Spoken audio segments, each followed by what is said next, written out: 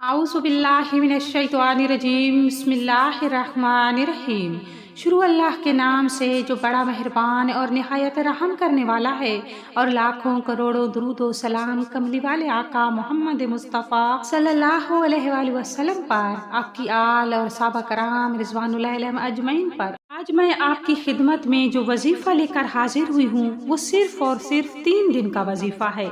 3 दिन फजर की नमाज के बाद एक तस्बीह पढ़ें। खुदा की कसम लोग आपके घर में आकर इस अमल के बारे में पूछेंगे। 3 दिन में करोड़पति बनने का आसान अमल है। मोहतरम नाजरीन, सुबह फजर की नमाज के बाद सिर्फ 3 दिन सूरह कौसर की तस्बीह इस तरह पढ़ लो जैसे मैं आपको बताऊं तो दुनिया की दौलत से माला माल हो जाओगे। आज हम आपकी खिदमत में सूरह कौसर का ऐसा खूबसूरत वजीफ़ा लेकर हाजिर हुए हैं जिसकी बरकतें, रहमतें, फजीलतें आप खुद अपनी आंखों से देखोगे। आज के इस ख़ास वजीफ़ा की खूबसूरत बात ये है कि आपने इस वजीफ़े में 100 मरतबा दुरूद इब्राहीमी यानी नमाज वाला दुरूद पाक पढ़ना है।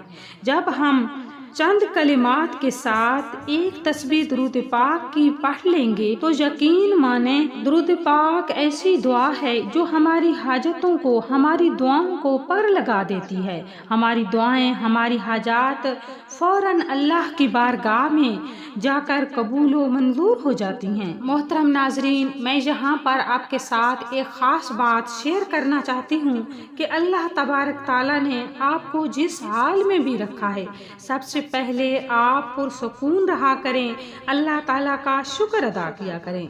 क्योंकि अल्लाह ताला कुरान मजीद फुरकान हमीद में इरशाद फरमाता है कि वही लोग मुतमईन हैं जो मेरा शुक्र अदा करते हैं और मुझ पर ईमान लाते हैं और मेरा जिक्र व अज़कार करते हैं। लिहाजा जिस हाल में अल्लाह रब्बुल इज़्ज़त ने आपको रखा है उसी हाल में खुश रहा करें, अल्लाह रब्बुल इज़्ज़त का शुक्र अदा किया करें।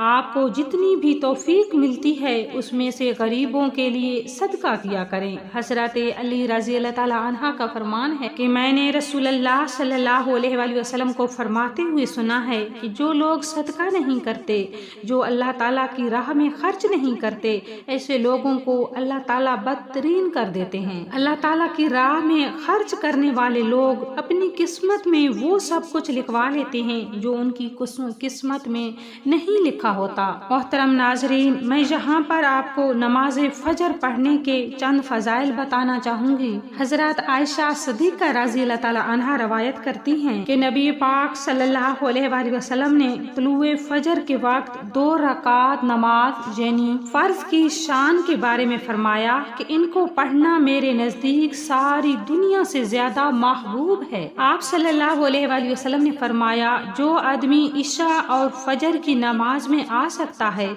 उसे लाजमी आना चाहिए, अगरचे उसे घसीट के ही क्यों ना आना पड़े, यानी घुटनों के बल या पीठ के बल घसीट के आना पड़े, जैसे भी हो आए। क्योंकि जो शख्स फजर की नमाज पढ़ता है अल्लाह की हिफाजत में आ जाता है।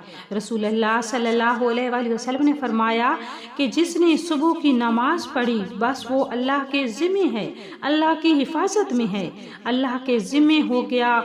बस तुमसे अपनी हिफाजत के बारे में किसी चीज़ का मुतालबा ना करेगा।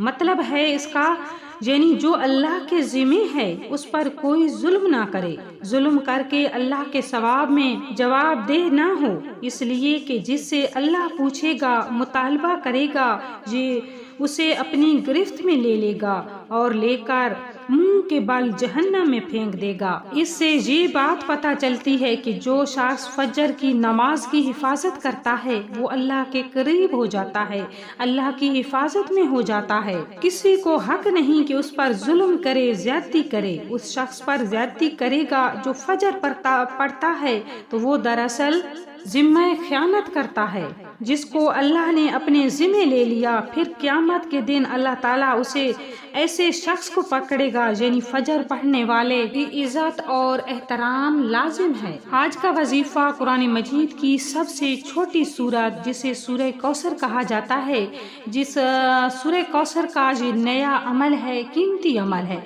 इसको पढ़ने वाला हमेशा गनी रहता है। اس کو کسی کے آگے بھی ہاتھ پھیلانا نہیں پڑتا۔ اللہ کی بارگاہ سے لاکھوں کروڑوں مانگے، اللہ رب العزت کے خزانوں میں کوئی کمی نہیں ہے۔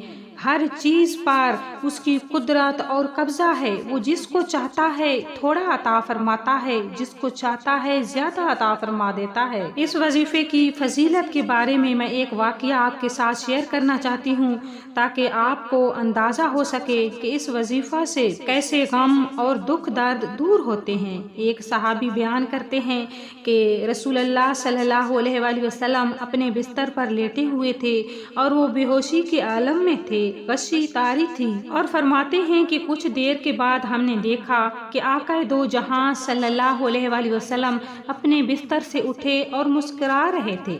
صحابہ نے بیان کیا کہ ہم آقا دو جہاں صلی اللہ علیہ وآلہ وسلم کی بارگاہ میں عرض کی کہ یا رسول اللہ، مسکرانے کی وجہ کیا ہے؟ اس میں کیا حکمت ہے؟ تو رسول اللہ صلی اللہ علیہ وآلہ وسلم نے فرمایا کہ صحابہ، آپ جانتے نہیں، اللہ کی بارگاہ سے میرے اوپر ایک ایسی صورت نازل ہوئی ہے جس میں اللہ تعالیٰ نے مجھے کوثر عطا فرمائی ہے۔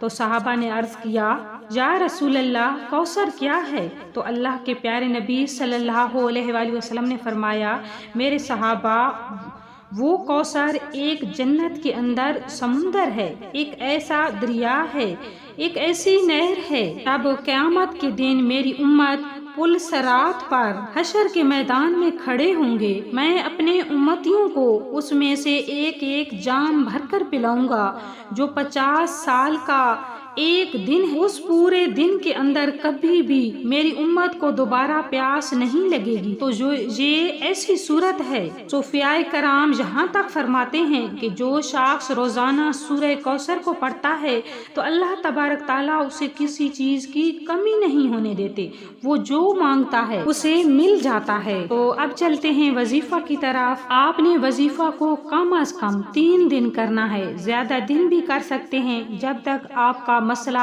حل نہیں ہوتا۔ آپ نے اس عمل کو نماز فجر کے بعد کرنا ہے اور سورج نکلنے سے پہلے اس عمل کو کر لینا ہے۔ آپ نے پہلے اعوذ باللہ من الشیطان الرجیم بسم اللہ الرحمن الرحیم پڑھ لینا ہے، یہ اس عمل کا حصہ ہے۔